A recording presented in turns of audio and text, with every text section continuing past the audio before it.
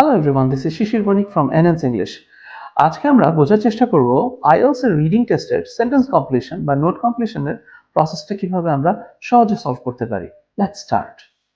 So আমাদের sentence completion টাইপের যে কোশ্চেনটা আছে সেখানে যদি আমরা যাওয়ার চেষ্টা করি, প্রথমে যে ইনস্ট্রাকশনটা দেওয়া থাকে যেমন ওয়ান ওয়ার্ড অনলি অথবা এখানে থাকতে পারে টু ওয়ার্ড অনলি, এবং এখানে আরেকটা জিনিস দেওয়া থাকে ফ্রম দ্য প্যাসেজ। আমরা একটু ইনস্ট্রাকশনগুলো বোঝার চেষ্টা করি। যখন বলছে ওয়ান ওয়ার্ড অনলি, তার মানে আমরা এক একটা ড্যাশে শুধুমাত্র একটা ওয়ার্ড বসাতে পারবো, কিন্তু যদি থাকে টু ওয়ার্ডস অনলি অথবা থ্রি ওয়ার্ডস অনলি, তার মানে আমরা সর্বোচ্চ তিনটি শব্দ বা দুটি শব্দ আমরা ইউজ করতে পারবো। আবার ওদিক থেকে sometimes the clue can be like this, one word only and oblique or a number. তার মানে কি এখানে একটা শব্দের পাশাপাশি একটা নাম্বারও আপনার আনসার হিসেবে আসতে পারে। আরেকটা জিনিস দেখার বিষয় আছে, সেখানে বলা হচ্ছে from the passage. From the passage কথাটার মানেটা কি? মানেটা হচ্ছে এই আনসারগুলোকে আমরা যখন সলভ করব তখন এটা অবশ্যই কি হতে হবে, এই প্যাসেজ থেকে আনসারটা আসতে হবে। মানে আমি সিনোনিমাস বা প্যারাফ্রেজ করা কোনো একটা ওয়ার্ডের মিনিংফুল কোনো একটা সিনোনিম বা প্যারাফ্রেজ বসাই দিলেই এখানে আমার আনসারটা কিন্তু কারেক্ট হবে না। এই জিনিসগুলো আমাদের মাথায় রাখতে হবে। অ্যান্ড এখানে আরেকটা ক্লু আছে, সেটা হচ্ছে স্পেসিফিক ভাবে যদি আমি বলতে চাই, এই কোশ্চেনটার ক্ষেত্রে যখন বলছে one word only from the passage, এটার মানে দাঁড়াচ্ছে যে আমরা এখানে সর্বোচ্চ একটা ওয়ার্ডই পাবো। মানে এখানটা নিচে যে ড্যাশগুলো আছে এখানে কোনো নাম্বার কিন্তু আনসার হিসেবে আসবে না। তার মানে কোশ্চেনের ইনস্ট্রাকশন কোশ্চেন পড়ার আগে বেশি ইম্পর্টেন্ট। এরপর কোশ্চেনের কিওয়ার্ডের দিকে যদি আমরা তাকাই, যেমন প্রথম কোশ্চেনটা বলছে numerous training sessions are aimed at people who feel they are not dash enough.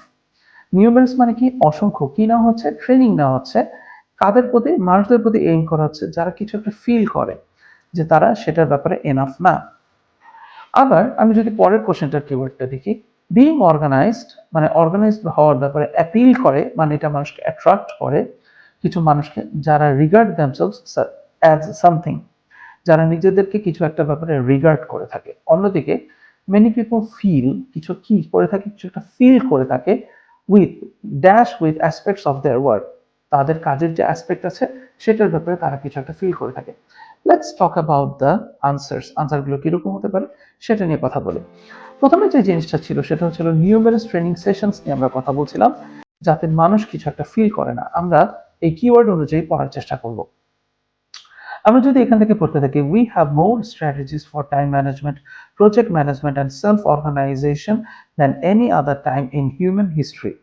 We are told that, দেখুন এখানে বলছে উই আর টোল্ড দ্যাট, আমাদেরকে বলা হয়, we ought to organize our company, our home life, our week, our day, even our sleep, all as a means of becoming more productive. আমরা এখানে এই productive ওয়ার্ডটাতে mark করি। এরপর আমরা নিচের সেন্টেন্সটা আবার পড়ি।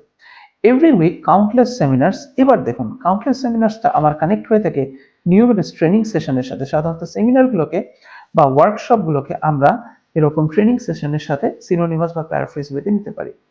অন্যদিক থেকে it take place around the world to tell a paying public, মানুষকে কি করার জন্য? বলার জন্য, they ought to structure their life in order to achieve this. আমার এখানে যে দিস ওয়ার্ডটা আছে, এই দিস ওয়ার্ডটা অ্যাকচুয়ালি আমাদের এই প্রোডাক্টিভ ওয়ার্ডটাকে কি করছে? কানেক্ট করছে। তার মানে আমরা বলতে পারি আমাদের এখানে কারেক্ট আনসার হচ্ছে প্রোডাক্টিভ। সো আমরা এভাবে করে কি পেয়ে গেলাম? আমরা আমাদের কারেক্ট আনসারটা পেয়ে গেলাম। নেক্সট হচ্ছে হলো number 2, being organized appeals to people who regard themselves as dash.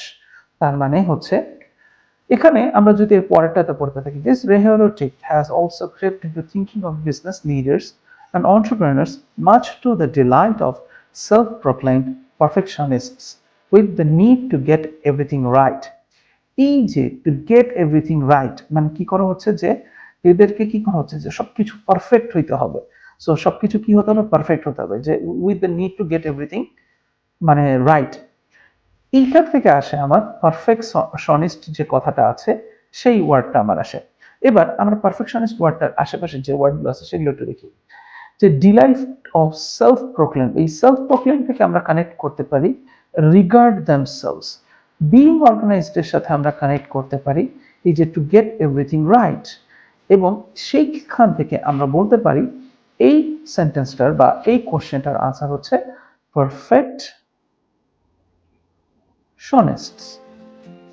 So আমরা কিন্তু এইভাবে করে সহজে অবজার্ভ করার মাধ্যমে কিওয়ার্ডস এবং প্যারাফ্রেজ এবং সিনোনিম সেভাবে করে কি করতে পারি আমরা আনসারগুলো বের করে নিয়ে আসতে পারি। নেক্সট আমরা দেখতে পারি যেমন আপনার হলো এখানে বলছে মেনি পিপল ফিল, অনেক মানুষ কি করে ফিল করে, কি ফিল করে dash with aspects of their work, তাদের কাজ কর্মকাণ্ড বা তাদের কর্মস্থলের অ্যাসপেক্টস এর উপরে কিছু একটা জিনিস তারা ফিল করে থাকে। Let's read. Ironically, however, the number of businesses that fail has also steadily increased. Work-related stress has increased. A large proportion of workers from all demographics claim to be dissatisfied with the way their work is structured and the way they are managed. এবার আসেন আমরা এখানে বোঝার চেষ্টা করি। এখানে আমরা যদি খুব ভালো করে দেখি যে উইথ আছে, এই উইথ কিন্তু আমার এখানেও ছিল এবং এই ঠিক এখান থেকে আমরা পড়ার চেষ্টা করার মানে বোঝার চেষ্টা করি the way their work is structured, the aspects of their work and the way they are managed. এটার সাথে তারা কি ফিল করতেছে, ডিসস্যাটিসফাইড কি ফিল করতেছে। কিন্তু স্যার একটু আগে তো এখানে একটা কথা ছিল মেনি পিপল ফিল, এই মেনি পিপল ফিল অংশটা কোথায় গেল? এখানে দেখেন যে large proportion of workers from all demographics, এটাকে আমরা মেনি পিপল ফিলের সাথে কি করতে পারি, কানেক্ট করতে পারি বা প্যারাফ্রেজ ওয়েতে আমরা রিলেট করতে পারি। তাহলে আমরা বলতে পারি আমাদের এখানে কারেক্ট অ্যান্সার হচ্ছে ডিসস্যাটিসফাইড, ডিসস্যাটিসফাইড। এরকম আরো মজার মজার এবং কারেক্ট সলিউশনস এর জন্য জয়েন করুন এনএস ইংলিশে।